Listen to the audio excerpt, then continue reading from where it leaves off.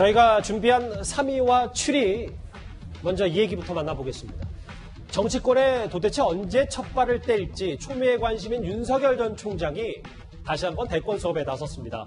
이번에는 스타트업 청년 대표를 만나서 정말 이름도 생소한 블록체인과 컴퓨터 프로그래밍을 윤 전 총장이 배운 건데요. 과거 화면부터 바로 만나보겠습니다. 우리 사회와 국민들을 위해서 어떻게 봉사할지 그런 방법은 좀 천천히 퇴임하고 나서 한번 생각해 보겠습니다. 저는 우리 사회가 오랜 세월 쌓아올린 상식과 정의가 무너지는 것을 더 이상 지켜보고 있기 어렵습니다. 검찰에서의 제 역할은 지금 이제까지입니다.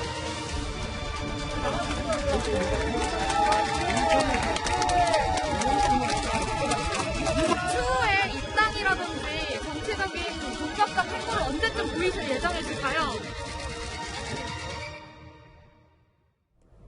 예, 많이 들으러 왔습니다. 2030에게 블록체인 과외받은 윤 전 총장인데 이게 한 4일 전쯤인 것 같더라고요, 윤정현. 네. 근데 이제 뭐 하나하나 이 내용을 다 살펴보겠지만 뭔가 윤 전 총장이 최근에는 반도체도 그렇고 뭔가 본인의 취약 분야라고 할 수 있는 부분들을 좀 집중 공략한다는 느낌을 받거든요. 네, 뭐 윤 전 총장하고 연결된 문제인데 제가 아까 주제에 이어서 잠깐 말씀을 드리면 이 조국 전 장관 책이 이 추미애 장관의 앞으로 정책 행로와 굉장히 밀접하게 저는 연결되어 있다는 생각이 들어요. 예. 좀 전에 말씀드린 열린민주TV에서 했지 않습니까? 열린민주당이거든요. 그러니까 추미애 장관을 왜 자꾸 저기 갈까? 라는 문제를 따져보면 지금 추미애 장관이 사실은 당내에서 지지하는 의원이 거의 없습니다. 이제 그렇다 보니 본인이 대권을 도전을 해야 되는데 민주당으로는 상당히 좀 힘들어 보이는 것 같아요.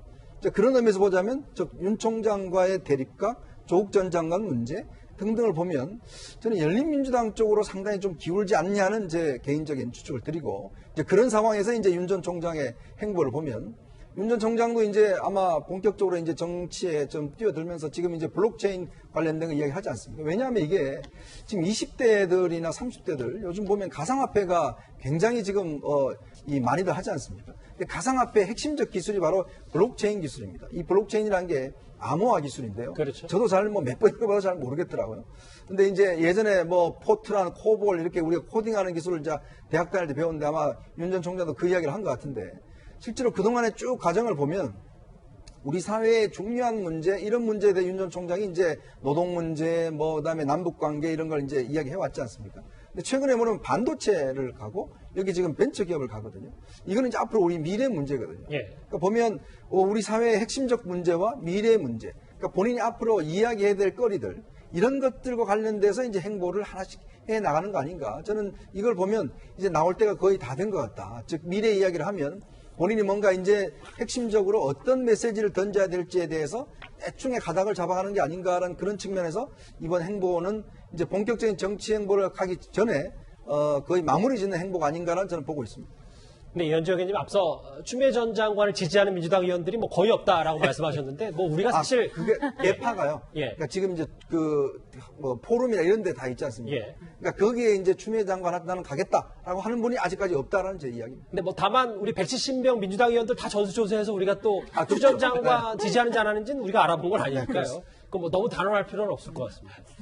김근식 교수님 화면을 지금 다시 본론으로 와서 사실 장소도 장소고 여기 지금 젊은 층들이 많이 가는 공유 오피스잖아요. 사실 여기에 평균 연령 28세 직원들의 목소리를 들었다. 뭐 생소한 뭐 블록체인도 블록체인이지만 젊은 청년 창업가를 갖다는 의미도 윤 전 총장 대권 수업에는 좀 간단치는 않은 것 같습니다. 그렇습니다. 그 두 가지 의미를 같이 메시지를 주려고 했던 것 같아요. 그러니까 대한민국의 미래 경제의 어떤 활로 그런 측면에서 지난번에 반도체와 이번에 이 블록체인하고 그다음에 코딩 이런 과외를 받았다는 건데 또 하나 주목할 점은 뭐냐면 저 회사가 대부분 20대 또는 30대 젊은 사람들이 이제 스타트업 창업을 한 회사란 말이에요. 그러니까 저 부분은 분야와 영역에서 새로운 미래 분야를 관심을 가지고 공부한다는 측면 하나하고 또 하나는 윤석열 총장의 약간의 약점으로 보일 수도 있는 그러니까 그 보수적인 분들과 좀 나이 드신 분들한테 지지도가 높지만 젊은 청년들한테는 아무래도 소원하지 않겠느냐라고 하는 빈틈이 있지 않겠습니까? 근데 그 젊은 청년층과의 소통 도 굉장히 중시한다는 것을 아마 양수겸장으로 보여주는 게 아니었나. 그래서 실제로 화상회의를 참석했다는 거 아니겠습니까? 네. 그러니까 우리 정도만 나이만 돼도 사실 화상회의가 익숙하지 않거든요. 근데 윤석열 총장이 야권의 유력 대선 주자로서 20대 중심의 화상회의에 끝까지 참여해서 대화를 몇 마디 했다는 것이고 그 화상회의에 같이 참석했던 젊은 사람들이 굉장히 호의적 반응을 보였다고 이제 후문으로 알려지고 있습니다. 그걸 보면 젊은 층과의 소통, 이제 이런 것에도 관심을 보이는 것이어서 저는 아까 이현중 의원 말씀처럼 이제는 나올 때가 다 무르익은 것으로 이제 마지막 수순으로 가는 것 같고요. 하나 덧붙이면 윤석열 총장 저 사진의 옷차림새, 그다음에 지난번 서울대 반도총장 갔을 때 옷차림새 보면 우리 제 와이프가 한 이야기를 전해드려서 죄송합니다만 굉장히 수수하고 동네 아저씨 같은 옷차림이 굉장히 관심을 많이 끌고 있습니다. 제가 이 이야기를 왜 하는지 모르겠습니다만. 구매하셨어요? 그러니까 보면은 정치인하고 막 유력 대선 주자면 옷에 굉장히 신경을 많이 씁니다. 멋을 많이 내는데 반대로 윤석열 전 총장은 놀라울 정도로 옷에 신경을 별로 안 쓰는 것 같아서 그게 오히려 약점이 호의적인 생각으로 바뀔 수도 있지 않을까. 개인적인 생각입니다. 김 교수님 배우자분의 네, 어떤 네, 네. 시청자분의 의견 혹은 하지만 이미지가 윤 전 총장 그렇다. 저는 네. 그렇게 받아들이겠습니다. 일단 윤 전 총장 측은 미래 먹거리 발굴에도 나서겠다는 차원이다라고 하면서 다음 화면을 좀 볼게요. 실제로 윤 전 총장을 만났던 이 청년 창업자들은 검사 출신이라서 블록체인에 대해서 부정적인 시각을 갖고 있지 않을까 걱정했는데 오히려 긍정적인 측면을 명확히 인식했다. 젊은 세대가 뭘 추구하려고 만들려고 하는지 알고 싶어 했던 것 같다. 뭐 지금까지는 윤 전 총장에 대해 칭찬 일색이시라서 좀 최 교수님 좀 반대 입장에서 해보면 실제로 이런 뭐 현장에서 호평도 있지만 뭐 야당에서도 마찬가지로 이렇게 대통령이 공부해서 뭐 시험 쳐서 되는 게 아니니까 2시간 배워갖고 이걸 좀 알 수 있겠냐 뭐 이런 비판도 있는 것 같습니다. 그런 비판이 있을 수밖에 없죠. 반대로 얘기해서 여기 계신 분들이 만약 여당에 누가 그랬다 하면 또 그렇게 얘기하실 거예요. 그러니까 뭐 2시간 공부해서 어느 분야를 전문적으로 알 수는 없어요. 그건 이제 중요한 건 그러니까 저는 이렇게 기대해요. 윤석열 전 총장이 가서 젊은 세대들이 느끼는 어려움, 고통 이런 거 들은 거는 정말 긍정적으로 저는 평가합니다. 그렇게 해야 된다고 생각하고 또 젊은 세대가 뭘 추구하는지 이런 걸 듣는 건 정말 저는 중요하다고 생각해요. 그러니까 만약 본인이 대선에 나가려면 그런 부분들을 잘 이렇게 알아서 그 부분을 해결할 수 있는 방안들을 찾아야 된다. 다만 지금 우리가 얘기했듯이 뭐 컴퓨터 반도체 연구소 가고 이런 부분들이 물론 저는 이게 다 정치적 행보라고 보는데 그 부분에서 조금 더 열심히 공부하시면 좋겠다는 생각이 들어요. 한두 시간 가서 끝날 수 있는 문제는 아니라고 보고요. 지속적으로 그 분야를 공부하고 연구하고 하는 부분이 필요할 거다. 뭐 그렇게 할 거라고 저는 기대를 하고 또 이거 가는 거야 뭐 행사적으로 보여주겠지만 다른 루트를 통해서라도 본인을 도와주는 분들이 있으면 그 분야 전문가들과 함께 계속 스터디하고 토론하고 이런 과정이 있어야 한다고 저는 생각해요. 그래서 충분히 어느 정도의 수준을 갖추고 있을 때 본인이 정치 선언을 해야만 검증 과정에서 본인이 잘 살아남을 수 있다. 만약에 그게 제대로 준비 안 된 상태에서 예를 들면 대선 출마에 대해서 공시선언을 했다가 검증이 들어오면 상당히 어려움에 빠질 수도 있거든요. 그래서 그건 본인을 위해서라도 이거 한두 번 이런 그 사진 찍히는 것이 한두 번 가는 것을 넘어서서 지속적으로 본인을 도와주는 분의 전문가들과 스터디하는 게 필요할 거라고 저는 봅니다. 이도하 변호사님. 네.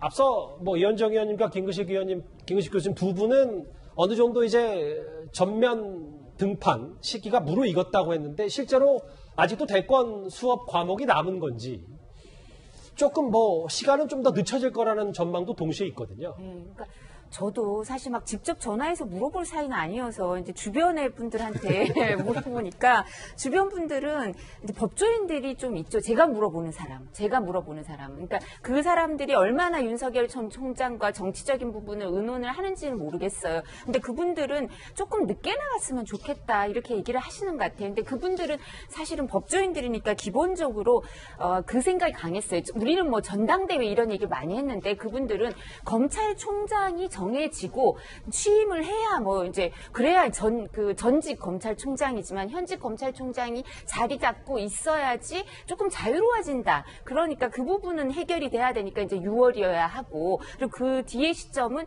이제 뭐 추석 전에는 하겠죠. 그렇지만 6월이냐 7월이냐 이 시점에 대해서 주변에서 의견이 나뉘는 것 같아요. 조금 늦게 나가는 게 낫다라고 지금 국민의힘에서 지도부가 이제 꾸려지고 뭐 예. 이런 걸 좀 보고 하는 게 낫다. 아니다라고 생각하시는 분들도 있는 것 같고 그 부분에 대해서 아니다. 항상 이제 그 거대 정당에서는 보면 1992년 이후에 후보가 빨리 뽑힌 정당의 후보가 본선에서 이겼다. 그러니까 좀 빨리 나가는 게 좋다. 이렇게 얘기하시는 분도 있어서 아직 그 부분에 대해서 고민을 좀 하시는 것 같아요. 제가 보기에. 그럼에도 불구하고 대선이 9개월밖에 남지 않았기 때문에 여야 할 것 없이 윤석열 전 총장이 어서 빨리 등판해서 검증을 받아야 한다는 분위기도 있습니다.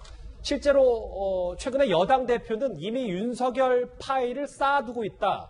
이렇게 견제에 나서기도 있죠. 윤 전 총장 작년 처가 의혹과 관련해서 이런 발언을 한 적이 있습니다. 제가 잘 모르겠는데 아직도 사랑에 대해서 잘 몰라요. 혹시 이번 사랑이 부인을 지켜주시고 부인의 가족을 지켜주시려고 하는 이런 게 아닌가. 기껏 5천만 원짜리 자본금에 회사입니다.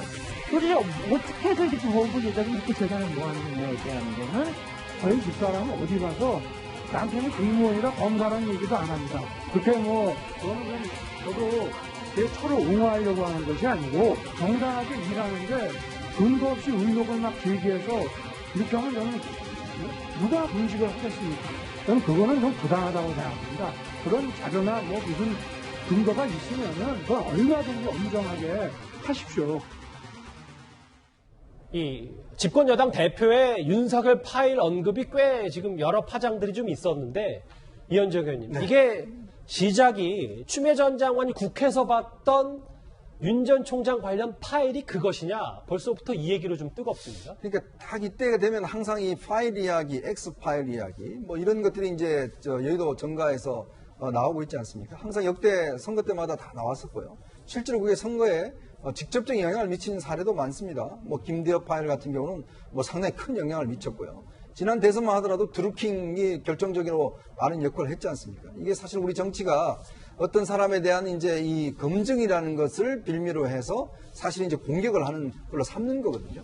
근데 그게 사실은 여야의 서로 다른 당에서 할 수도 있는 거고 경선이 치열해지다 보면 상대편에서 하는 경우가 있습니다. 대표적인 게 바로 이명박 박근혜 두 사람이 이제 경선에 싸울 때 그때는 오히려 상대당보다는 내부에서 서로 폭로하는 게 더 문제가 많아서 그런 것들이 BBK라든지 이런 것들이 문제가 더 불거져서 나중에 결국 이제 이 부메랑이 됐거든요. 마찬가지로 지금 같은 경우는 이제 송영길 대표가 저렇게 본격적으로 본인의 입으로 파일 이야기를 했기 때문에 저걸 안 봤으면 저런 이야기 못할 거 아니겠습니까? 제가 듣기로도 여의도에 지금 파일이 돌고 있다는 소문은 솔직히 있습니다. 저는 직접 보지는 못했지만. 네. 그러니까 그게 이제 옛날에 추미애 장관이 국회에서 봤던 그 내용인지 아니면 저 내용의 업그레이드된 버전인지 그건 정확히 모르겠습니다만은 어쨌거나 저 문제는 윤 총장이 이제 한 번은 거쳐야 될 저는 관문인 것 같습니다. 왜냐하면 나오면 여러 가지 의문들이 있을 거 아니겠어요? 이제 그걸 본인들이 증명을 해내야 될 거고 그 관문을 거쳐야지만이